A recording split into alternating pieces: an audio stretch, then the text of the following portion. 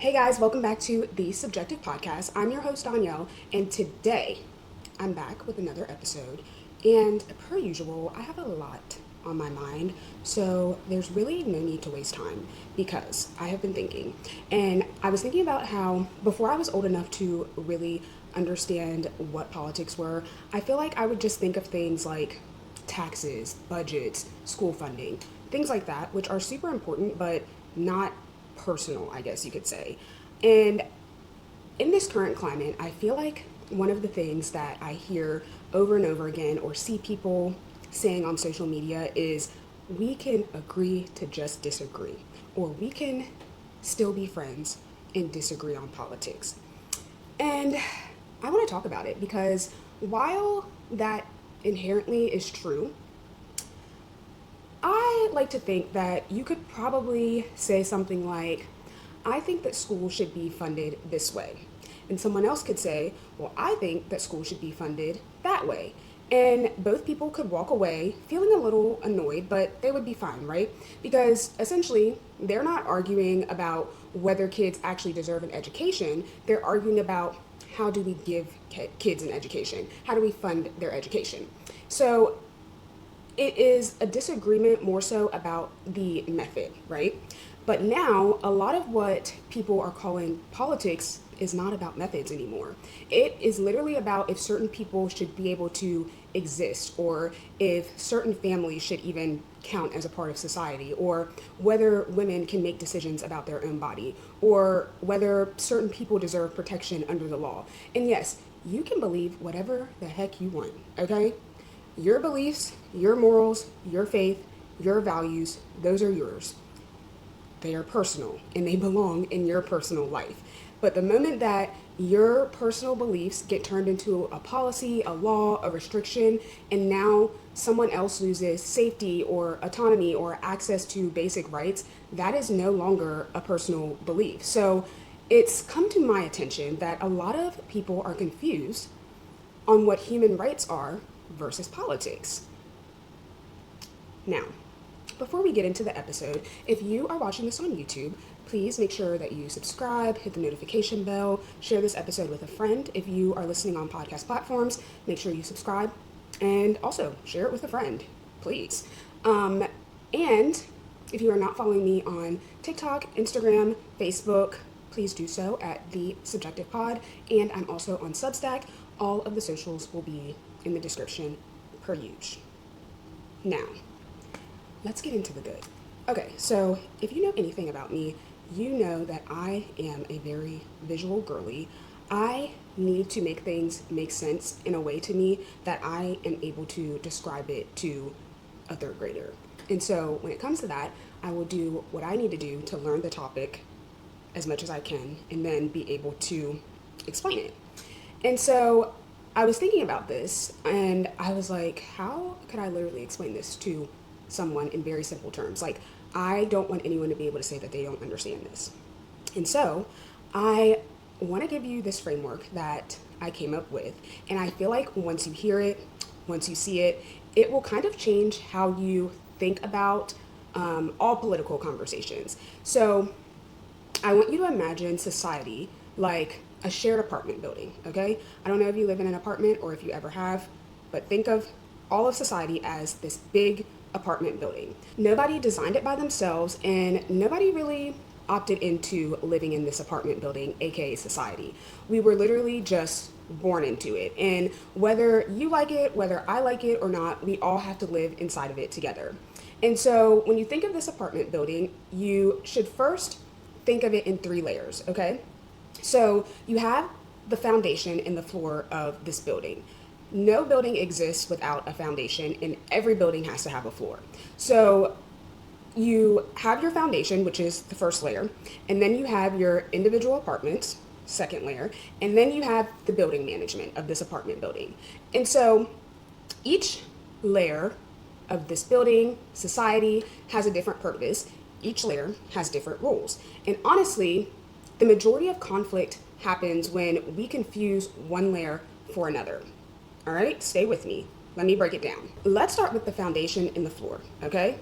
The foundation and the floor in society is equal to human rights. So you do not have a house, a building, none of those without a foundation. So before you paint, before you start thinking about paint colors, before furniture, before any type of rules for the building, you need a structure that can hold the people who live in it safely. And that is what human rights are, okay, in society. They are essentially the minimum condition required for the building to even exist at all. So when we're thinking in house terms, human rights means that the floor exists, right? It doesn't collapse. The walls hold up and they are sturdy. The building is structurally sound. It is up to code. It's passed inspection. Everybody in this apartment building has a front door and everyone has an exit and they're able to get out. And the foundation is literally the difference between a livable building and a freaking death trap, right? We can agree on that. So you don't essentially vote on whether the foundation should exist once people are already living inside of it. So we have to be serious for a moment. You literally cannot be like, here's this building. Should we still have a floor while people are literally sitting in their living rooms? So think of things like equal protection under the law, due process, protection from violence, medical privacy, bodily autonomy, access to basic civil rights in life, being able to get an ID or go to court, make contracts, work, rent a place, exist in public. That is not a special privilege. It is not extra. That is literally the floor, the walls, the exit, the foundation of the building. Now, human rights aren't opinion-based. I don't care what anyone says. I don't care if anyone tries to argue with me. Human rights are literally not based on personal opinions, and I need you to hear me very clearly. So when I say human rights are non-negotiable, I'm not saying that everyone has to agree on them. Clearly, people will argue all day long. People get uncomfortable, they get mad, and I'm not saying that there's no disagreement when it comes to human rights. I'm saying that your rights don't depend on popularity. They don't disappear because somebody else disapproves of you, or they don't change based on somebody else's belief system. Someone can literally dislike the foundation of a building. However, they cannot deny that the foundation should exist, right? But their opinion also doesn't remove it, because the whole point of the foundation is protection. It is to protect everyone in the building.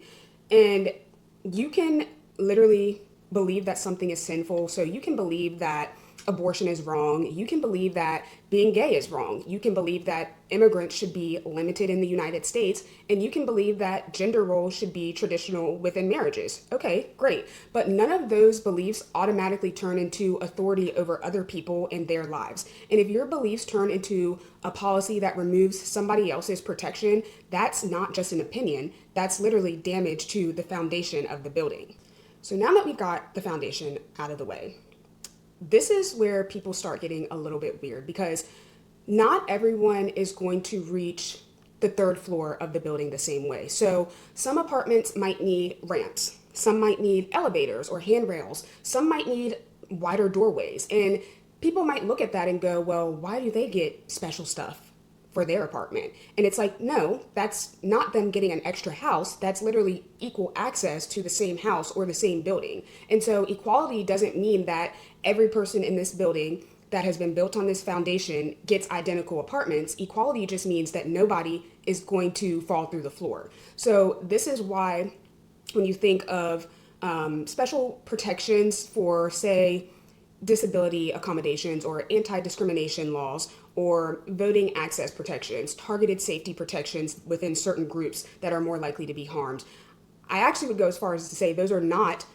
special protections. Those are not perks. That is literally infrastructure. That is the ramp. That's how everyone is going to have the same opportunity to get to the third floor of the building.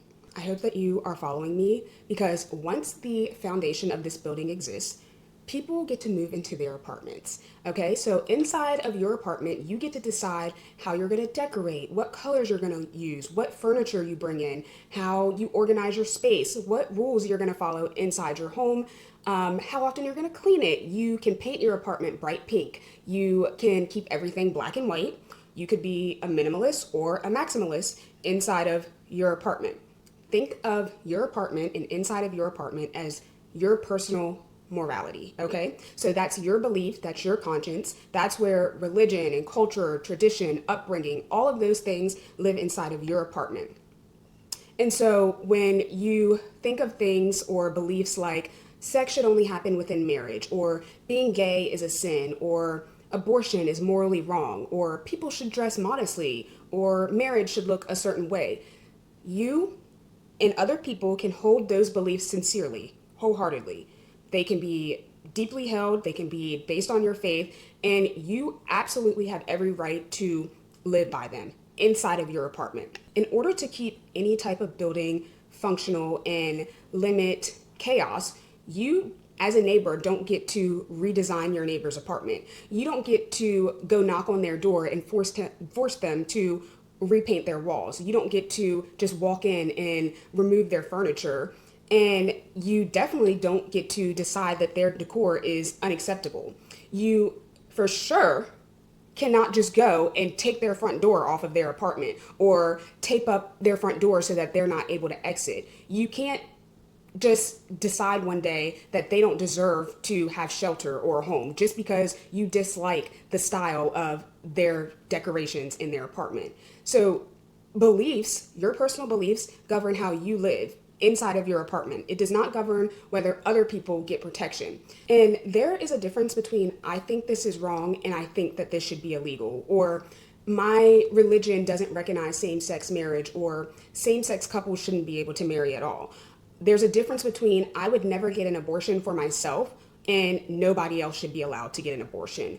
One of those is an apartment, and the other is you trying to become building management, building dictator, and that is where people forget to draw the line. Don't get me wrong, because absolutely someone can believe that their neighbor's apartment is literally the ugliest thing that they have ever seen or witnessed with their two eyes. They can believe that their decor is immoral, disgusting. They can believe that it violates their personal values. That belief governs their own apartment, their own choices, their own life. It does not justify you being able to take away their door or locking them out of their apartment or making their unit unsafe for them to live in. This is where we get into politics. So I like to think of politics as building management, or in my apartment, it's just the leasing office or whatever you want to call them. Okay, so politics doesn't decide whether this building exists at all. It just decides how my apartment complex runs. So politics answers questions like, what date is rent going to be due?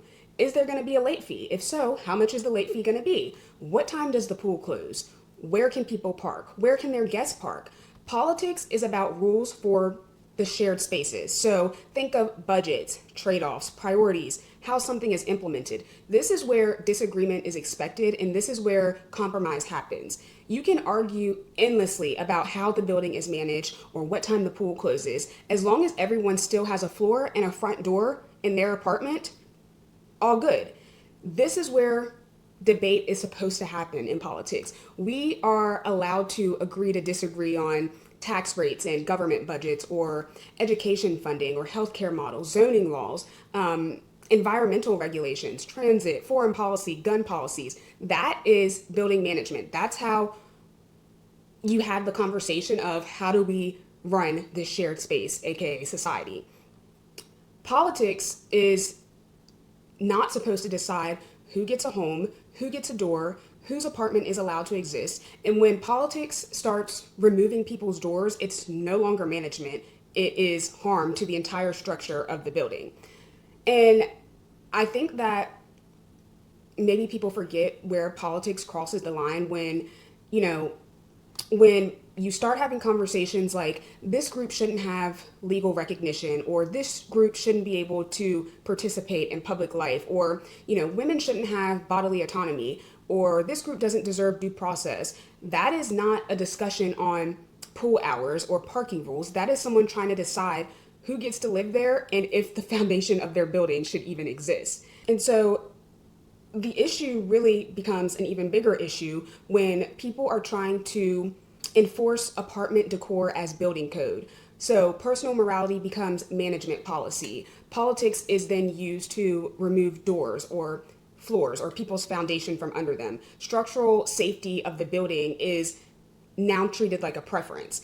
And that's when conversations stop feeling like a disagreement and start feeling like, okay, you are a threat to me and people that look like me. Because the argument now isn't about rules, it literally is whether the building is still livable and up to code. I say all this to say that I think it's important to remember that you can disagree about how the building is run, and you cannot disagree about who deserves a floor and a front door.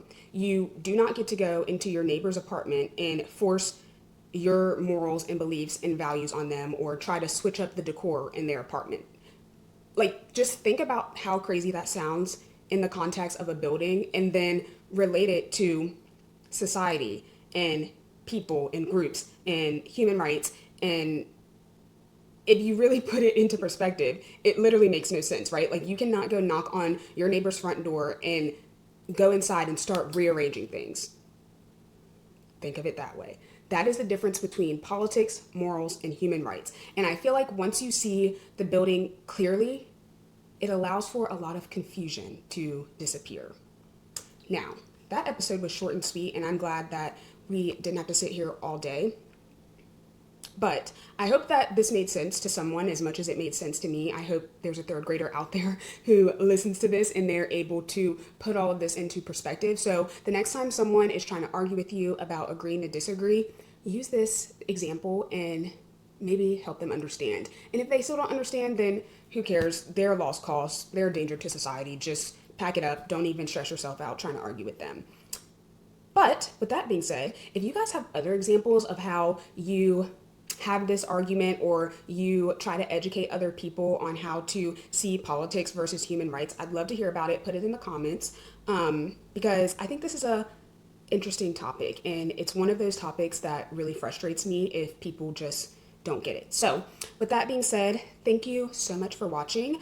I will leave all of my links in the description, and I think that wraps it up. So I will see you guys in the next episode. Okay, bye.